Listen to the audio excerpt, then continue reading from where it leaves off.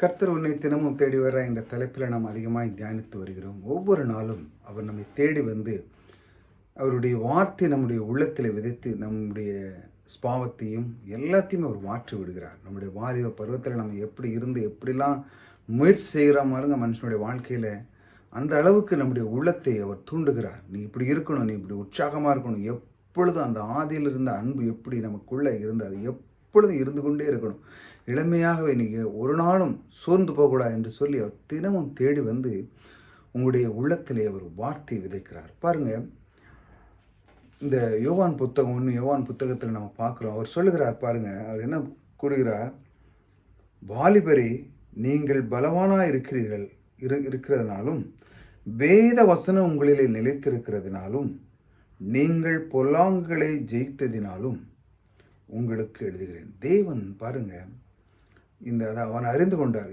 யோவான் அவர் அறிந்து கொண்டு இதை எழுதுகிறார். நீங்கள் என்ன எப்படி இருக்கீங்க வாலிபர்கள், எப்படி அதை நீங்கள் மேற்கொண்டீங்க? ஏனென்றால் அவங்களுக்கு தெரிஞ்சிட்டு கிறிஸ்து நம்முடைய பாவங்களெல்லாம் நீக்கிவிட்டார், இனிமேல் நம்ம எப்படி இருக்கணும் அப்படின்னு சொல்லி அவர் ஒரு லெட்டர் எழுதுறார். அவர் எப்படி எழுதுகிற பாருங்கள், வாலிபரே நீங்கள் பலவான்களாக இருக்கிறீங்க. நீங்கள் பலவான்கள் இருக்கிறதுனாலும் நீங்கள் ஒரு ஒரு ஒரு நல்ல தந்துருத்தியாக நல்லா இருக்கிறீங்க. அப்படி நீங்கள் இருக்கிறதுனாலும் வேத வசனம் உங்களுக்குள்ளே நிலைத்திருக்கிறதுனாலும். இப்போ அவர் சொல்கிறார், உங்களுக்குள்ள வேத வசனம் நிலைத்திருக்கிறது. உங்களுக்குள்ளே எத்தனை பேர் இன்றைக்கி வேத வசனம் நிலைத்திருக்கிறது? நீங்கள் தினமும் வசனத்தை கேட்குறீங்களா? இப்படி தினமும் வீடியோ பார்க்குறீங்களா? கொஞ்சம் 2 நிமிஷம் 3 நிமிஷம் தேவனுடைய வார்த்தைக்கு நீங்கள் இடம் கொடுக்குறீங்களா? உங்களுடைய வாழ்க்கை மாறணும். உங்களுடைய வாழ்க்கையில் பொருளாதாரம் மற்ற நிகழ்ச்சி எல்லாமே நீங்கள் மாறணும்னா தேவனுக்கு நேரம் கொடுத்தால்தான் மாற முடியும். நிறைய பேர் சொல்லுவாங்க, நேரம் கிடைக்கல, அப்படி கிடைக்கல, நான் என்னத்தை பார்க்குறது, காலையில் எழுந்துச்சு அங்கே போகிறேன் இங்கே போகிறேன்னு. எதுவுமே நான் உங்களுக்கு சொல்லுகிறேன், கொடுக்காமல் கிடைக்காது. தேவன் கொடுக்கிறதைத்தான் அவர் முதல் பிரதானம் வச்சிருக்கிறார். பாருங்கள், ஒரு விவசாயி தன்னுடைய நிலத்தில் அவன் விதையை விதைத்தால்தான் கிடைக்கும். இப்போ கர்த்தருக்கு நீங்கள் நேரத்தை கொடுத்தா தான் கிடைக்கும். கொடுக்கலன்னா எப்படி கிடைக்கும்? நீங்கள் கொடுக்கணும்.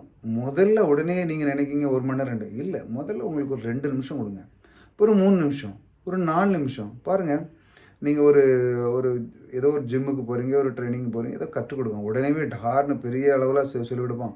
முதல்ல உங்கள் சரீரத்துக்கு சின்ன சின்ன எக்ஸசைஸாக சொல்லி சொல்லி சொல்லி சொல்லி கொடுத்து தான் உங்களோட பில்ட் பண்ணுவோம். அதே போல் தேவனுடைய வசனம் உங்களுக்கு உடனே புரிஞ்சுக்கிடாது. நீங்கள் பூரா பைபிளும் கடன்னு படித்தாலும் உங்களுக்கு புரியாது. கொஞ்சம் கொஞ்சமாக அதை தியானிக்கணும். நீங்கள் பைபிள் படிக்கிங்க, அதே டாப்பிக்கில் நீங்கள் பிரசங்கம் கேட்கணும். அப்படி நிறைய விஷயங்களை நீங்கள் கற்றுக்கொள்ளும் பொழுது தான் நீங்கள் அதிலிருந்து பெருக முடியும். அதனால தான் அவர் சொல்லுவார், யோவான் சொல்லுகிறார், நீங்கள் பலவான்களாக இருக்கிறதுனாலும் நீங்கள் திருவசனத்தில், அதாவது வேத வசனத்தில் உங்களை நிலைத்திருக்கிறதுனாலும் உங்களுக்குள்ளே நிலைத்திருக்கிறது. ஆக நீங்கள் எப்படி உங்களுடைய சுபாவம் இருக்குது பாருங்கள். நீங்கள் பொல்லாங்களை ஜெயித்ததினால், நீங்கள் எல்லாத்திலுமே உங்களுடைய ஏதாட்டும் ஒரு பாவம் செயல் நீங்கள் ஜெயம் பண்ணுறீங்க. எப்படி? உங்களுடைய உள்ளத்தில் வேத வசனம் நிலைத்திருக்கிறது. உங்களால் ஒரு பாவம் உங்களை நெருங்க முடியாது. அதற்கு முன்பாகவே தேவன் அதை தடுத்து உங்களுடைய வாலிப பருவத்தை அவர் காக்கிறார். இதைத்தான் அவர் சொல்லுகிறார், உன்னுடைய வாலிப வயது யாரிடத்தில் இருக்கிறது? தேவன் கரத்தில் இருக்கிறது. அது எப்படி அதை பெற்றுக்கொள்ள, அதிலிருந்து நாம் விடுதலை, அந்த பாவத்திலிருந்து எப்படி விடுதலை ஆகிறது என்றால் வேத வசனத்தில் உங்களுக்கு நிலைத்திருந்ததினால் மட்டும்தான் அது முடியும். வேதம் அதைத்தான் சொல்கிறது, வாலிபன் எதனால் பிழைத்துக் கொள்வான், நம்முடைய திருவசனத்தினால் அல்லவா. ஆகையால் வேத வசனத்தை நாம் அதிகமாக அறியும் பொழுது என்ன நடக்குன்னா, நம்முடைய வாழ்க்கையிலே வெற்றி பெறுகிறது. வெற்றி பெறுவது மட்டுமல்ல, நம்முடைய வாலிப பருவம் வேறு எங்கேயாவது தடுமாடி போகாமல் தேவனுடைய வசனத்தை நாம் அதை தியானிக்கும் பொழுது நம்முடைய வாழ்க்கையில் எல்லாத்தையுமே வெற்றி பெறலாம். பாவம்லாம் உங்ககிட்ட நம்மகிட்ட நெருங்க முடியாது. அதிலிருந்து ஈஸியாக நம்ம விடுதலையாகி நம்முடைய வாழ்க்கையினுடைய ஒரு முன்னேற்றத்தின் பாதையை போகலாம். அதனுடைய தேவனுடைய அவ்வளோ ரகசியம் நீங்கள் புரிஞ்சு கொண்டு அந்த ரகசியத்தை மற்றவர்களுக்கு நீங்கள் கொடுக்கிறவர்களாக மாறி, கிறிஸ்துவ மக்களே என்பதை கொடுக்கிறவர்களாகவே தான் இருக்க முடியும். தேவன் அதைத்தான் விரும்புகிறார். அவருடைய விருப்பமும் சித்தம் நீங்கள் எப்பொழுதும் கொடுக்கணும். வேத வசனம் உங்களுக்கு புரிஞ்சால் கொடுங்க. உங்களுக்கு பணம் அதிகமாக இருந்ததுன்னா மற்றவர்களுக்கு உதவுங்க. அவங்களுக்கு ஏதாட்டும் கற்றுக்கிட்டீங்கன்னா மற்றவர்களுக்கு ஷேர் பண்ணுங்கள். அதை கொடுத்து அவங்களுக்கு கற்றுக் கொடுங்க. இந்த பூமியில் கொடுக்கிறதவராக இருங்க. ஏதாட்டும் உங்களுக்கு கொடுக்குற தன்மை நீங்கள் டெய்லி பார்க்கணும்.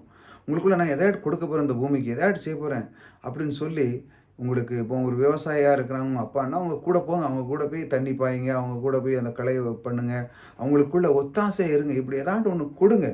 கொடுக்கும் பொழுது தேவன் அதனுடைய பலனை அதிகமாக கொடுக்கிறார். இப்படித்தான் அவர் உங்களுக்கு கற்றுக் கொடுக்கிறார். இந்த வாலிப பருவம் என்பது தேவனுடைய கரத்தில் இருக்குது. அது தேவனுடைய கரம், அதனுடைய வசனத்தை நீங்கள் உள்ளத்தில் வைத்தவுடனே எல்லாமே மாறுகிறது. அப்பொழுது நீங்களுடைய வாலிப பருவம் எப்பொழுதும் இளமையாகவே இருக்கும். கர்த்தர் இதைத்தான் அவர் விரும்புகிறார். இதைத்தான் அவர் சொல்லி யோவானில் இதை சொல்லுகிறார். இப்படி இருக்கும் பொழுது நீங்களுடைய வாழ்க்கை மாறும், உங்களுடைய வாழ்க்கை திறனே மாறும். அதாவது தேடி வந்து கர்த்தர் வார்த்தை விதைக்கிறார் பாருங்க. ஒவ்வொரு நாளும் வார்த்தைகளை நீங்கள் கையாள வேண்டும். வார்த்தை உங்களை உள்ளத்திலே நிறைக்கும் பொழுது கர்த்தர் உங்களோடு கூட இருக்கிறார். புதிதாக வந்தவங்க சப்ஸ்கிரைப் பண்ணிச்சாங்க. தொடர்ந்து கர்த்தர் நம்மளை எப்படி தேடி வந்த கர்த்தர் உன்னை தினமும் தேடி வருகிறார்னு போடுவோங்களோ, அது ஏன் தேடி வருகிறார் என்று நாம் தொடர்ந்து பார்ப்போம். கர்த்தர் உங்களோடு கூட இருக்கிறார். கர்த்தர் உங்களை ஆசீர்வதிக்கிறார்.